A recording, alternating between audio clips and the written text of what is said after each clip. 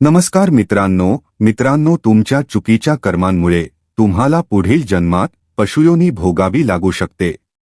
कधी तुम्ही विचार केला आहे का की कोणती कर्मे केल्याने माणसाला पशुयोनी प्राप्त होते? कोणत्या पापांमुळे पुढचा जन्म कुत्र्याचा मिळतो? कोणती कर्मे माणसाला साप बनवतात आणि कोणता अधर्म आत्म्याला किडेमुंग्यांच्या योनीपर्यंत घेऊन जातो? हे गूढ ज्ञान स्वतः श्रीकृष्णांनी गरुड देवांना दिले होते। चला तर मग या दिव्य कथेच्या माध्यमातून कर्मांचे हे गूढ रहस्य सविस्तर समजून घेऊया, जेणेकरून आपल्याला कळेल की काय करावे आणि काय करू नये। एके दिवशी गरुड देव द्वारकेत श्रीकृष्णांकडे आले। त्यांच्या चेहऱ्यावर गहन जिज्ञासा होती आणि मनात असा प्रश्न होता जो त्यांना आतून अस्वस्थ करत होता। प्रणाम करून ते म्हणाले, प्रभू, मी पाहिले आहे की मृत्यूनंतर काही जीव मनुष्ययोनीत परत येत नाहीत। कोणी कुत्रा बनतो, कोणी साप, तर कोणी किडेमुंग्यांच्या योनीत जातो। हे पाहून माझे हृदय व्याकुळ होते। कृपया सांगा, अशी कोणती पापे आहे ज्यामुळे माणसाला पशुयोनी प्राप्त होते? श्रीकृष्ण मंद स्मितहास्याने गरुड देवांकडे पाहू लागले। त्यांचा स्वर शांत होता, पण शब्दांमध्ये गहन गंभीरता होती। ते म्हणाले, गरुड, तुझा हा प्रश्न अत्यंत महत्त्वाचा आहे। हा केवळ तुझाच नाही तर संपूर्ण मानवजातीने विचार करावा असा विषय आहे। कर्मांचे फळ अत्यंत सूक्ष्म असते आणि ते समजणे सोपे नाही। क्षणभर थांबून श्रीकृष्ण पुढे म्हणाले, याचे उत्तर मी तुला थेट देणार नाही, तर एका कथेद्वारे सांगेन। ही कथा प्रत्येक त्या व्यक्तीसाठी कल्याणकारी ठरेल जी आपल्या कर्मांचे आणि त्यांच्या परिणामांचे रहस्य समजून घेऊ इच्छिते। इतके सांगून श्रीकृष्णांनी कथा सांगायला सुरुवात केली आणि गरुड देव अत्यंत लक्षपूर्वक ऐकू लागले। फार पूर्वीची गोष्ट आहे। एका शांत आणि हिरवळीने नटलेल्या गावात एक ब्राह्मण राहत होता। त्याचे घर साधे होते, पण त्यात समाधान आणि शांततेचा वास होता। त्या ब्राह्मणाला वेद आणि शास्त्रांचे सखोल ज्ञान होते। त्याचे जीवन नियम, संयम आणि धर्माच्या मार्गावर चालणारे होते। त्याच्यासोबत त्याची पत्नी राहत होती, जी स्वभावाने अतिशय साधी, पवित्र आणि धर्मनिष्ठ होती। दोघांचे जीवन परस्पर सन्मान आणि समजुतीवर आधारलेले होते। ब्राह्मणाची पत्नी दररोज पहाटे ब्रह्ममुहूर्तावर उठत असे। स्नान करून स्वच्छ वस्त्रे परिधान करत असे आणि सर्वप्रथम तुळशीला पाणी अर्पण करत असे। दिवा लावून ईश्वराचे स्मरण करत असे आणि पूर्ण श्रद्धेने प्रार्थना करत असे। तिच्यासाठी हे केवळ नियम नव्हते, तर श्रद्धेने भरलेले भाव होते। घरातील प्रत्येक कामात तिचे मन लागत असे आणि ती कोणतीही तक्रार न करता आपले कर्तव्य पार पाडत असे। त्यांच्या घरात धन, अन्न आणि मानसन्मानाची कमतरता नव्हती। गावकरी त्या ब्राह्मणाचा आदर करत आणि कठीण प्रसंगी त्याच्याकडून सल्ला घेत। पण त्यांच्या जीवनात एक कमतरता होती जी दोघांच्याही मनात शांतपणे वेदना बनून राहिली होती। त्यांच्या घरी संतान नव्हती। विवाहाला अनेक वर्षे झाली होती, पण रिकामे अंगण त्यांना आतून खंत देत होते। एके संध्याकाळी ब्राह्मण पत्नीला म्हणाला, मी आयुष्यात जे काही मिळवले ते सर्व ईश्वराच्या कृपेने, पण मनाच्या एका कोपऱ्यात ही उणीव वारंवार जाणवते। कदाचित आपण कुठे चूक केली असेल का, म्हणून आपल्याला हे सुख मिळाले नाही। पत्नी शांतपणे म्हणाली, स्वामी, ईश्वर जे काही करतो ते आपल्या कल्याणासाठीच असते। कदाचित ही आपल्या संयमाची परीक्षा असेल। आपल्याला धैर्य सोडू नये आणि सतत प्रार्थना करत राहिले पाहिजे। यानंतर दोघांनी अधिक श्रद्धेने उपासना सुरू केली। ब्राह्मणाने व्रते केली, दान दिले, तीर्थांचे स्मरण केले। तो दररोज ईश्वराकडे केवळ एकच वर मागत असे, संतान नव्हे, तर सद्बुद्धी आणि योग्य मार्गावर चालण्याची शक्ती। तरीही मनात एक कोमल इच्छा दडलेली होती। काळ जात राहिला।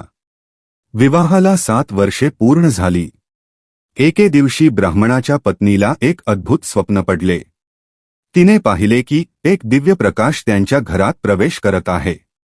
ती घाबरून जागी झाली, पण तिच्या मनात विलक्षण शांती होती। काही दिवसांतच तिने ब्राह्मणाला सांगितले की ती गर्भवती आहे। त्या दिवशी ब्राह्मणाच्या डोळ्यात अश्रू होते, पण ते दुःखाचे नव्हे, तर कृतज्ञतेचे। तो म्हणाला, बहुधा ईश्वराने आपली प्रार्थना ऐकली आहे. आता आपले कर्तव्य आणखी वाढले आहे. या आत्म्याला योग्य संस्कार देणे आपले कर्तव्य आहे. योग्य वेळ येताच त्यांच्या घरी पुत्राचा जन्म झाला. संपूर्ण घर आनंदाने भरून गेले. वर्षानुवर्षे शांत असलेले अंगण आता बाळाच्या किलबिलाटाने गजबजून गेले. ब्राह्मण आणि त्याची पत्नी त्या बाळाकडे पाहून सर्व दुःख विसरून गेले. त्यांच्या दृष्टीने ते मूल केवळ संतान नव्हते, तर ईश्वराचा प्रसाद होता. ब्राह्मण बाळाला कुशीत घेऊन म्हणत असे, मला वाटते माझा पुत्र मोठा होऊन वेदशास्त्रांचा ज्ञाता व्हावा आणि धर्माच्या मार्गावर चालावा, जसा आमचा वंश चालत आला आहे. जर त्याच्या हृदयात करुणा आणि सत्य असेल तर ज्ञान आपोआप त्याच्याकडे येईल. आपल्याला त्याला प्रेम आणि योग्य उदाहरण द्यावे लागेल. ब्राह्मण स्वभावाने अत्यंत दयाळू होता. तो दररोज सकाळी एका गायीला भाकरी खाऊ घालल्याशिवाय स्वतः भोजन करत नसे. त्याला वाटे की हेच त्याचे धर्मकर्म आहे. गावाच्या गल्ल्यातून जाताना एखादा कुत्रा, मांजर किंवा पक्षी दिसला तर तो थांबून त्यांना काही ना काही खायला नक्की देत असे.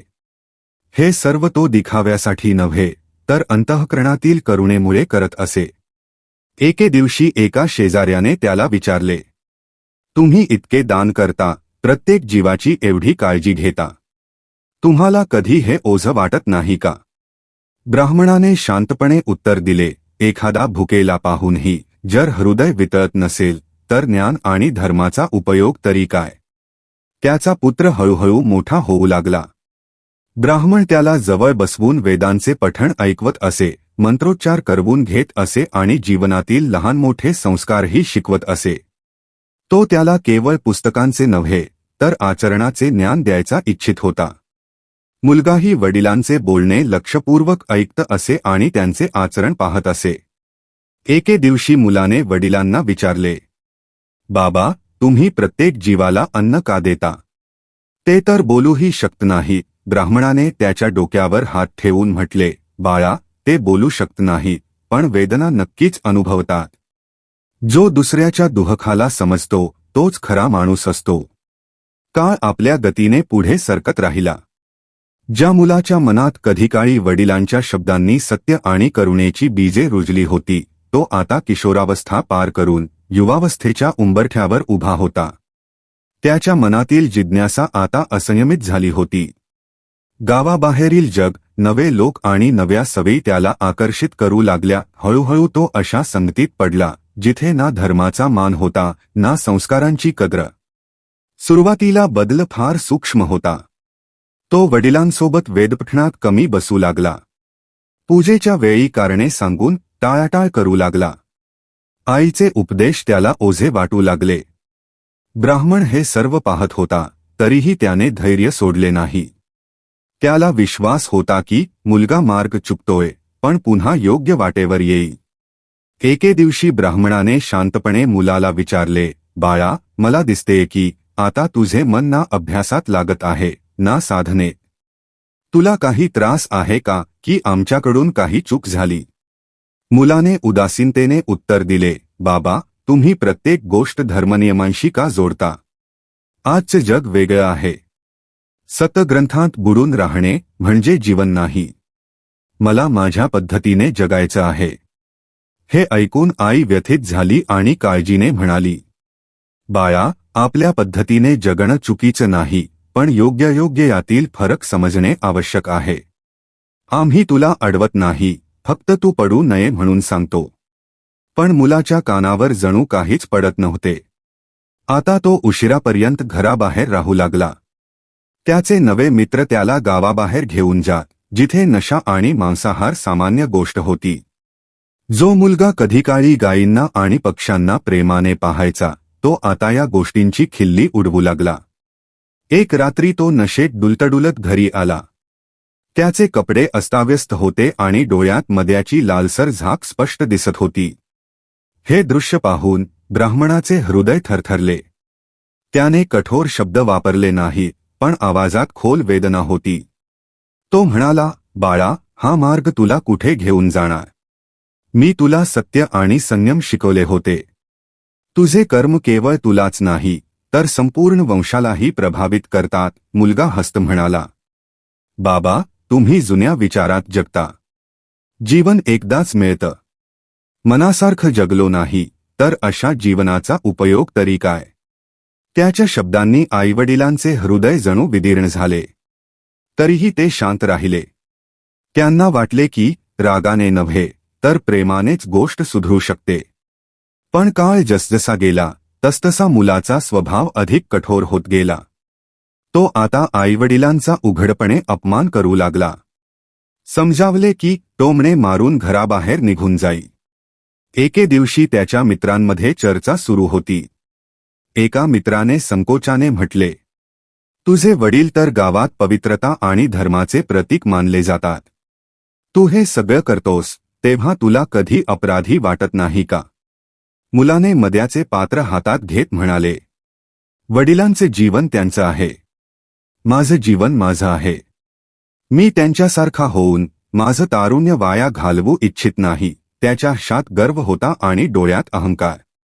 तो हे विसरून गेला होता की स्वातंत्र्य आणि उच्छृंखलता यात फरक असतो.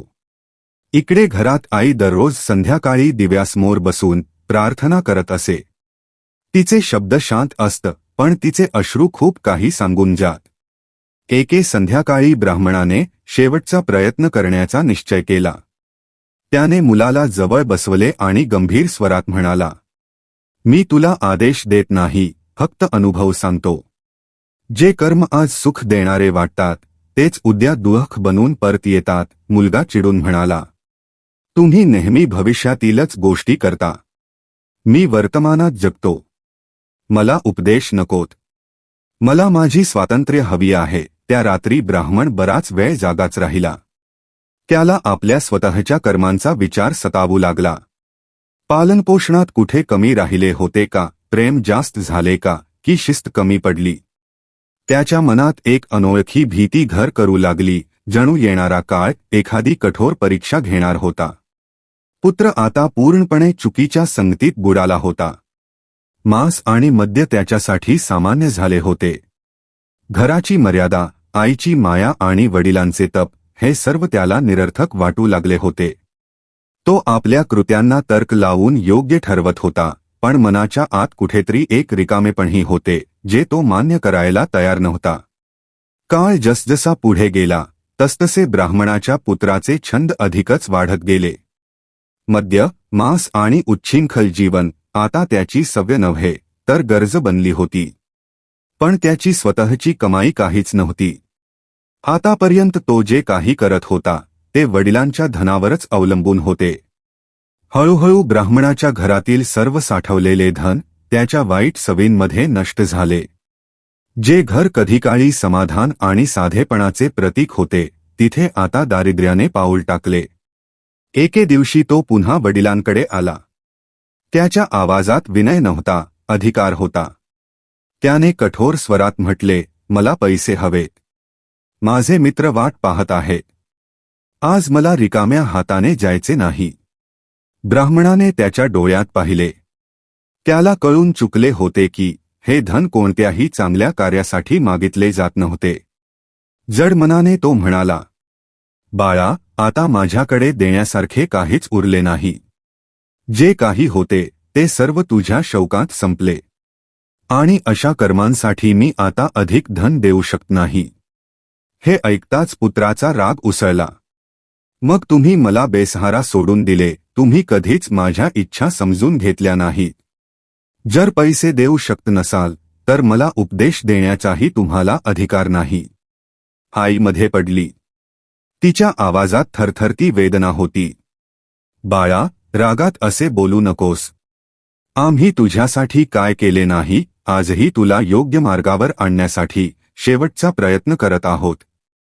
पण पुत्रावर जणू अंधार पसरला होता.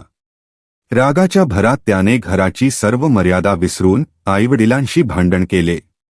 कटू शब्द बोलला, अपमान केला आणि शेवटी त्यांना घराबाहेर काढून दिले. ज्या अंगणात त्यांनी त्याला चालायला शिकवले होते त्याच अंगणातून ते आज अपमानित होऊन बाहेर पडले. ब्राह्मणाच्या डोळ्यातून अश्रू वाहत होते पण तो शांत होता. त्याने पत्नीचा हात धरून म्हटले, कदाचित हीच आपल्या कर्मांची परीक्षा असावी. ईश्वर जिथे नेईल तिथेच आपले आश्रयस्थान असेल. रात्री दोघेही जंगलाच्या दिशेने निघाले. ना ठिकाणा ना कोणतेही साधन. चालत चालत ते एका आश्रमात पोहोचले जिथे एक वृद्ध गुरु राहत होते. गुरूंनी त्यांच्या चेहऱ्यावरची वेदना आणि तप दोन्ही ओळखले.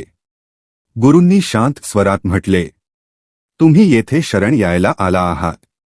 हा आश्रम सर्वांसाठी खुला आहे. तुम्हाला हवे तितके दिवस येथे राहू शकता. इकडे ब्राह्मणाचा पुत्र आता पूर्णपणे पतनाच्या मार्गावर उतरला होता. आईवडील गेल्यानंतर त्याच्याकडे ना धन उरले होते ना आधार. पण त्याच्या सवयी मात्र कमी झाल्या नव्हत्या. जेव्हा मद्य आणि ऐशारामासाठी पैसे संपले तेव्हा त्याने एक अत्यंत भयावह मार्ग निवडला. त्याने जंगलात निरपराध मुक्या प्राण्यांची शिकार करायला सुरुवात केली. त्यांचे मांस विकून तो पैसे कमावू लागला आणि त्या पैशांतून पुन्हा नशेत बुडू लागला. एक रात्री मित्रांसोबत बसून तो गर्वाने म्हणाला, आता मला कुणावरही अवलंबून राहावे लागत नाही. जंगलात सर्व काही मोफत आहे. फक्त धाडस आणि हातात शस्त्र हवे. एका मित्राने हस्त म्हटले, तू तर आता खरंच आपल्या वडिलांपेक्षा पूर्ण वेगळा झालास. त्यांना कळले तर काय म्हणतील. तो ठाका मारून म्हणाला, ते आपल्या आश्रमात आणि भजनात खुश असतील आणि मी माझ्या जीवनात. प्रत्येकाने आपल्याला जे आवडते ते करावे. अशा प्रकारे वेळ जात राहिला. पापावर पाप साठत गेले. मग एके दिवशी त्याच्या शरीरावर लाल फोड उठू लागले. सुरुवातीला त्याने लक्ष दिले नाही, पण काही दिवसांतच ते संपूर्ण शरीरभर पसरले. त्यात असह्य जळजळ आणि वेदना होत्या. तो ना नीट बसू शकत होता ना झोपू शकत होता. रात्री करवट बदलत जात. त्याने मित्रांना बोलावून म्हटले, माझ्या शरीरात प्रचंड जळजळ होत आहे. कदाचित मला एखादा भयानक आजार झाला असावा. काही दिवस माझ्याजवळ राहा, मला एकटे सोडू नका. मित्रांनी त्याला वरखाली पाहिले. फोडांमधून येणारे रक्त आणि दुर्गंधी त्यांना भयभीत करत होती. ते म्हणाले, हा तर एखादा भयंकर रोग वाटतो. आमच्यासाठीही धोका असू शकतो. तू एखाद्या वैद्याकडे जा, आम्ही येथे थांबू शकत नाही. इतके सांगून ते एकामागून एक निघून गेले. ज्यांच्यासाठी त्याने आईवडिलांना नाकारले होते त्यांनीच त्याला या अवस्थेत एकटे सोडून दिले. तो एकटा बसून शरीरातील वेदनांनी कराहत राहिला. मनात विचारांचे वादळ उठू लागले. आज ते मित्र कुठे गेले ज्यांना मी आपले सर्वस्व मानले होते? आणि ज्या आईवडिलांना मी घराबाहेर काढले ते माझ्यावर किती प्रेम करत होते? त्याच्या डोळ्यातून अश्रू वाहू लागले. पहिल्यांदाच त्याला आपल्या कर्मांचे ओझे जाणवले. मी हे सर्व कुणासाठी केलं? मद्य आणि मांसासाठी. क्षणिक सुखासाठी मी माझं सर्वस्व गमावले. आता त्याला आईच्या प्रार्थना आठवू लागल्या. वडिलांचे शांत शब्द कानात घुमू लागले. शरीराच्या वेदनेपेक्षा मनाची वेदना अधिक जाळू लागली होती. त्याला उमगले होते की जो आपल्या माणसांना नाकारतो तो शेवटी एकटाच राहतो. जंगलाच्या शांततेत त्याच्या हुंदक्यांचा आवाज घुमत होता. वेळ जणू त्याच्यासाठी थांबून गेली होती. मित्र गेल्यानंतर ब्राह्मणाचा तो पुत्र पूर्णपणे एकटा पडला होता. शरीर वेदनांनी भरलेले होते आणि मन पश्चात्तापाने. त्याच एकांतात त्याला पहिल्यांदाच खऱ्या अर्थाने आईवडिलांची आठवण झाली. त्याला वाटले, या जगात अजून कोणी मला स्वीकारू शकत असेल तर ते फक्त माझे आईवडीलच आहेत. त्याच क्षणी त्याने ठरवले की तो त्यांना शोधेल. ते कुठे आहेत हे त्याला माहीत नव्हते. ते जिवंत आहेत की नाही हेही ठाऊक नव्हते. तरीही तो लंगडत जंगलाच्या वाटेने निघाला. प्रत्येक पावलागणिक शरीरातील जळजळ वाढत होती, पण मनात एकच भावना होती, क्षमा मागण्याची. चालत तो जंगलाच्या अधिक आत गेला. झाडे अधिक दाट होत गेली. सूर्यप्रकाश जमिनीपर्यंत पोहोचणे कठीण झाले. सर्वत्र विचित्र शांतता पसरली होती, जणू जंगलही त्याला इशारा देत होते. पक्ष्यांचे आवाजही आता कमी झाले होते. तो पुटपुटला, आई, बाबा, तुम्ही जिथे कुठे असाल एकदा तरी मला माफ करा. थोडे पुढे गेल्यावर अचानक त्याला झुडपात हालचाल ऐकू आली. त्याचे हृदय जोरजोरात धडकू लागले. पुढच्याच क्षणी त्याच्या समोर एक बिबट्या उभा राहिला. त्याचे डोळे जळजळीत होते. शरीर कृश होते आणि चालण्यावरून स्पष्ट होत होते की तो अनेक दिवस उपाशी आहे. तो हळूहळू त्याच्याकडे येऊ लागला. ब्राह्मणाचा पुत्र भीतीने थरथर कापू लागला. त्याचे पाय जणू जमिनीत रुतून बसले. कापऱ्या आवाजात तो म्हणाला, मला मारू नकोस. मी खूप वेदनेत आहे. मी माझ्या आईवडिलांना शोधायला निघालो आहे. माझ्या शरीरावर फोड झाले आहे. मी आता अधिक सहन करू शकत नाही. बिबट्या थांबला. त्याच्या डोळ्यात करुणा नव्हती, तर कठोर आठवणींची छाया होती. गंभीर आवाजात तो म्हणाला, आज तू आपल्या प्राणांची भीक मागतोस. जेव्हा तू निरपराध प्राण्यांना मारत होतास तेव्हाही त्यांनी आपल्या जीवनासाठी भीक मागितली असेल. पण तू त्यांची वेदना ऐकली नाहीस. मुलाच्या डोळ्यातून अश्रू वाहू लागले. तो म्हणाला, माझ्याकडून पाप झाले. मी अज्ञानात होतो. मला माहीत नव्हते की याचे इतके भयंकर परिणाम होतील. बिबट्या आणखी एक पाऊल पुढे आला आणि म्हणाला, अज्ञानाचा बहाणा देऊ नकोस. तुला योग्य याचे ज्ञान होते. तू ब्राह्मणाचा पुत्र आहेस. तरीसुद्धा तू जाणून बुजून अधर्म निवडला. त्याचा आवाज संपूर्ण जंगलात घुमत होता. मुलगा मागे सरकू इच्छित होता, पण शरीराने साथ दिली नाही. हुंदके देत तो म्हणाला, मी माझ्या आईवडिलांचा अपमान केला. आज मी एकटा आहे. मला आणखी एक संधी दे. बिबट्याच्या डोळ्यात एक विचित्र चमक आली. तो म्हणाला, तुझी कथा मला माझी आठवण करून देते. मीही एकेकाळी मनुष्य होतो. मला जीवनाचा योग्य मार्ग माहीत होता, तरीही मी हिंसा आणि चव यांना प्राधान्य दिले. मुलगा चकित होऊन त्याच्याकडे पाहू लागला. तू मनुष्य होतास. हे कसे शक्य आहे? हेही कर्मांचे फळ आहे का? बिबट्याने खोल श्वास घेतला आणि म्हणाला, मागील जन्मात मीही मुक्या प्राण्यांना मारायचो, त्यांचे मांस खायचो आणि ते माझा हक्क समजायचो. मृत्यूनंतर मला या योनीत जन्म मिळाला. तेव्हापासून आजपर्यंत मी याच जंगलात भटकतो आहे. मुलाचे शरीर भीतीने सुन्न झाले. तो म्हणाला, मग माझ्यासाठीही हेच भाग्य आहे का? माझी पापे मला देखील अशाच योनीत घेऊन जातील का? बिबट्या गंभीर स्वरात म्हणाला, कर्म कधीही नष्ट होत नाहीत. योग्य वेळ आल्यावर ते फळ देतात. तुझे कर्म आज माझ्यासमोर उभे आहेत. मुलाने हात जोडले. मला क्षमा करा. मी जीवनाला हलक्याने घेतले. प्रत्येक कर्माचा हिशेब ठेवला जातो हे मला माहीत नव्हते. बिबट्या काही क्षण शांत राहिला.